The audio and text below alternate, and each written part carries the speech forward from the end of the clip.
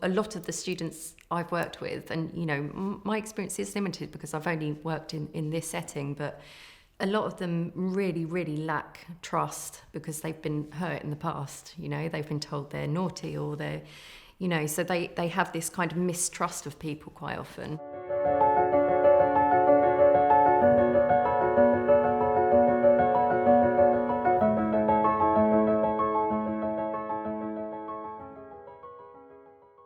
My subject is science, and actually autistic kids, they love their computers, they love their science, they love logical, sequential things. So my subject area, I would have a class full of kids who are on the spectrum, and they love it. We set fire to things, we grow things, we build things, we do fun stuff. But that's because I'm autistic as a teacher. I don't want to do boring lessons. I want to make lessons fun. And because I make my lessons fun for my own amusement, to a certain extent, the kids love it, the kids enjoy it. When you get to the end of the term, you end up having to do your reports. My reports about these individual students are always glowing. This kid's fantastic, he's going to go a long way. You read through his other reports, and they're all distracts the others in the class, fails to focus, can't concentrate. And on quite a few occasions, I'd be pulled up because my report was so different to everybody else's that they thought I wasn't, working with the same child. And it's because of the subject, the nature of the subject. It was much more appealing to children on the spectrum. So I'm not going to lie, when I started, it was really difficult.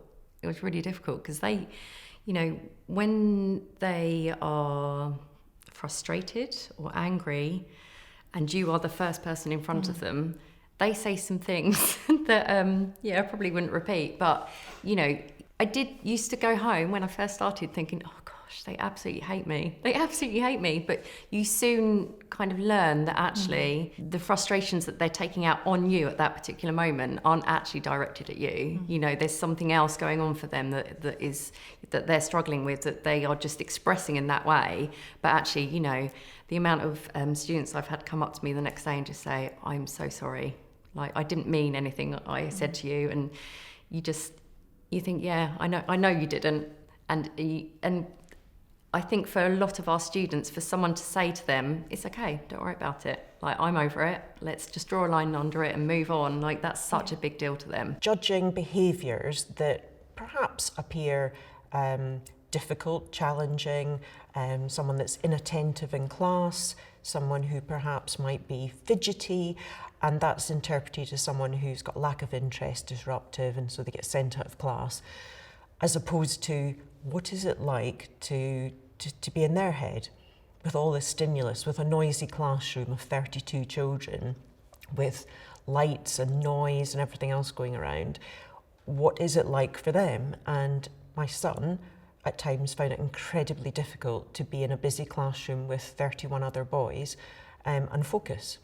It's actually, I'd find it difficult, I think, to focus. But he had not special needs, he had different needs. And those needs were, in some cases, weren't even understood, but there was no curiosity to understand what those needs were and how schooling could perhaps make reasonable adjustments to suit him. I think in a mainstream classroom, when you have lots of children, it's really difficult to be able to be flexible, and it's kind of a rigid process sometimes, but actually just that small bit of flexibility can really have a big impact on somebody who's neurodiverse. Taking the time to get to know them on a more personal level makes them feel like you want to understand them and appreciate them, which goes all the way to building the relationship so that they feel like they're being listened to and that you're actually there to support them within their educational journey. I think it's about separating out the behaviour from the individual and recognising that their behaviour isn't them. That's something that is showing you. So looking at what that then means, and trying to work out why that has happened rather than just reacting to what you see in front of you. And that also takes a bit of looking in yourself as well to think, was there anything that I did that led up to them having an outburst or them finding something really difficult? And I think, like Beck said, not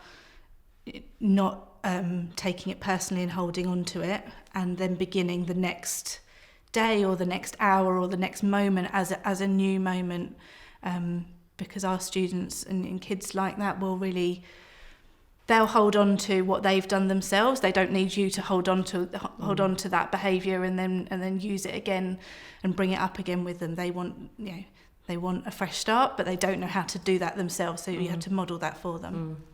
And teaching them how to understand what went wrong for them, and how to maybe do things slightly differently so that they don't get into that situation again. Like we've seen that happen with some of our students. They're now able to identify things that would put them into that situation and actually are really actively avoiding that or finding ways around it. And that's just an amazing thing to see on a daily basis. The problem with teaching autistic kids is that when it's something they're really interested in, the synapses it's almost as if they're closer together and the spark can jump really easily. They can hyper-focus. They'll spend 5 or 6 hours working on one thing because they love it. If it's something they're not interested in, take away all of that and put mud in the middle. That's it. They can't wade through it. It's just impossible. So teachers need to look at what they're teaching and how they're teaching. You can no longer sit back and just have 30 kids in a classroom staring at you whilst you're stood at the whiteboard. You have to think about the kids in your class. There will be kids that quite like sitting there and writing. There'll be those kids that just can't sit there and write. There'll be those kids that want to be challenged. There'll be those kids that are just not interested in your subject at all. So how do you get them interested? Using technology, using different techniques, using different strategies makes a difference. And teachers need to go above and beyond nowadays to reach the children. It's the same in school.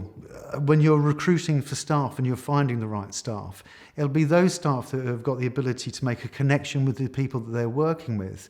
So we, as a school, will look for those people who are able to see through the behaviour and understand the anxiety. And to do that, often it's just understanding the child. And once you start to understand the child and you grow that relationship and you're consistent and they understand you better, you have a better working relationship. Treating children, students, as the individuals they are. So if you've got 2 autistic students, not treating them the same, because they're going to have massive individual needs between them. So get to know the individual and let them shine. If you've got somebody that's like trying to be the class clown, which I was, it was much more fun to be fooling around than admitting that I didn't hear what they said, or couldn't keep up with the work. So I was the class clown. And I've worked with plenty of class clowns, and just get them involved.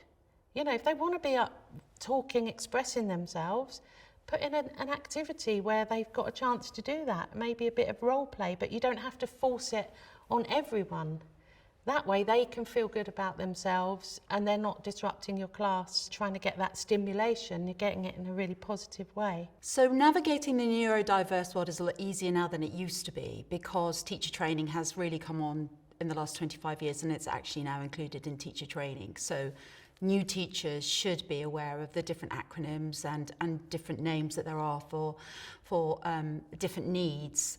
The challenge is making sure that schools put in enough training in place, and also that teachers are motivated themselves enough to continually learn and update themselves. There's plenty out there. The government has a really good website where you can keep updated on autism training that they give you for free. So actually the new teachers coming in are really well educated. Perhaps it's the ones that have been in school for a bit more time that need to update. So I would say the biggest challenge is finding the focus in schools to keep on updating existing teachers as well as new teachers on neurodiversity and how to meet the needs of those different students.